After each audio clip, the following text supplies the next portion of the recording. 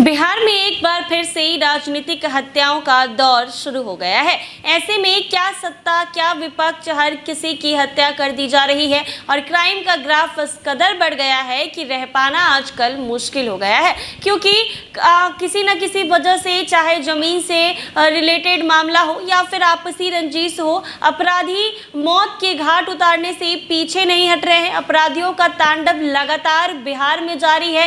राजधानी पटना की अगर बात की जाए तो पटना में भी सरेआम दिन दहाड़े, दिन के उजाले में लोगों को मौत के घाट उतारा जा रहा है। तो ऐसे में सरकार पर तो बड़ा सवाल लाजमी है कि इतने सारे सीसीटीवी कैमरे भी लगाए गए हैं सड़क पर, लेकिन क्या ये कैमरा सिर्फ चालान काटने के लिए है, अपराधियों को पकड़ने के लिए नहीं है? क्योंकि अपराधी दिन दहाड़े, दिन के उजाले में बीच सड़क पर गोली मार रहे हैं, लेकिन पहचान करने वाला कोई भी नहीं है। ऐसे में हत्या और अपराध का ग्राफ इस कदर बढ़ा है कि राष्ट्रीय जनता दल नीतीश कुमार की घेराबंदी कर रहे हैं। अपने तर्कस में रखे महंगाई के साथ बढ़ते अपराध के मुद्दों के तीर दनादन चलाए जा रहे हैं। कुछ दिन पहले ही पूर्णिया सांसद पप्पू यादव के कार्यकर्ता मोहम्मद साजिद को जमीन विवाद में गोली मार दी गई थी।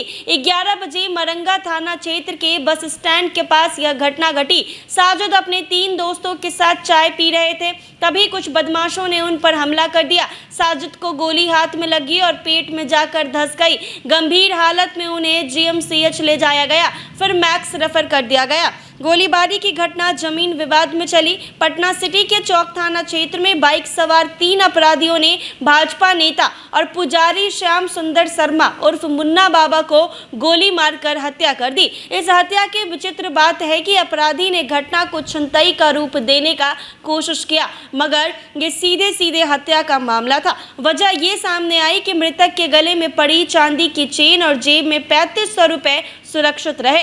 हत्यारों ने कुछ ही दूर आगे जाकर मोबाइल भी फेंक दिया।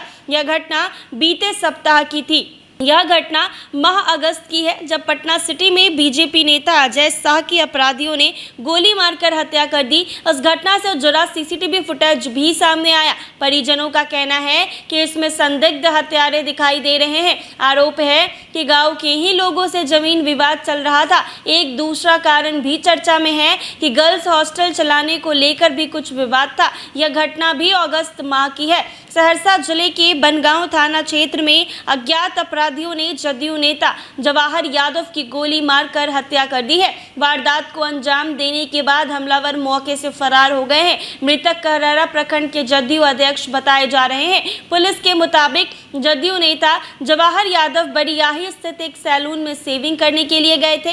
इस दौरान अज्ञात अपराधियों ने उन्हें गोली मार दी है। घटना के बाद इलाज के लिए उन्हें आनन फानन अस्पताल ले जाया गया है, जहां डॉक्टरों ने मृत घोषित कर दिया है। जदयू नेता विभव राय सैलून में दाढ़ी बनवा रहे थे, उसी समय अपराधियों ने गोली मारकर हत्या कर दी है। गोली उनके सिर में लगी और घटनास्थल पर ही विभव राय ने दम तोड़ दिया। यह घटना धनहा थाना के केतमकुहवा चौक पर हुई है। मिली जानकारी के अनुसार विभव राय भितहा प्रखंड के जदयू के वर्तमान में अध्यक्ष थे और वो मुखिया भी रह चुके हैं। 3 माह पहले पटना के ही पुनपुन में जदयू के युवा लीडर सौरभ कुमार को अपराधियों ने गोली मारकर हत्या कर दी थी। मिली जानकारी के अनुसार देर रात जदयू नेता पुनपुन की एक शादी समारोह से वापस घर आ रहे थे। सौरभ अपने साथियों के साथ बढ़िया कोल से जब गुजर रहे थे तो इस दौरान पुनपुन के पास बाइक सवार 4 बदमाशों ने ताबड़तोड़ फायरिंग शुरू कर दी। सौरभ के सिर में 2 गोली लगने से तत्काल जदयू नेता सौरभ कुमार की मृत्यु हो गई।